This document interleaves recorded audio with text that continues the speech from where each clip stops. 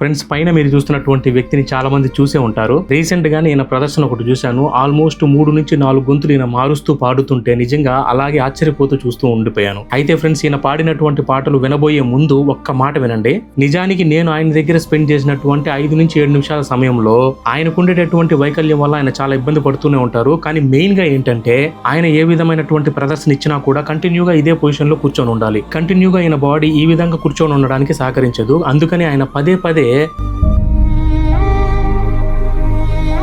ఈయన కూర్చునే విధానాన్ని, అంటే ఆయన సిట్టింగ్ పొజిషన్ ని పదే పదే మారుస్తూ ఉన్నారు. కేవలం మనుషులకి జంతువులకే కాదు, పెట్టకైనా సరే దానికి ఉండేటటువంటి ప్రాబ్లమ్స్ దానికి ఉంటూనే ఉంటాయి. సో ఫ్రెండ్స్, పడ్డ చోటే తిరిగి కోలుకొని ప్రయాణించడమే మన కర్తవ్యం. Be happy.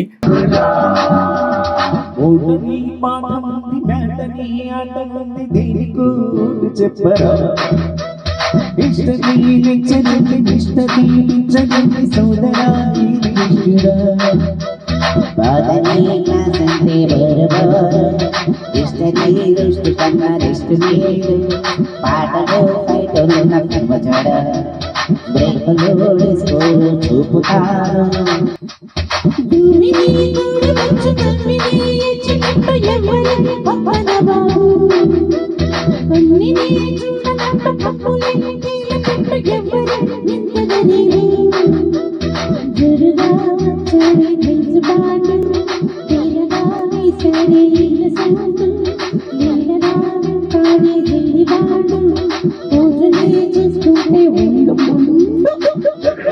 అయ్యో మాట్లాడుకుంటే ముంచుకొచ్చే మార్గమే చెప్పు గురువా.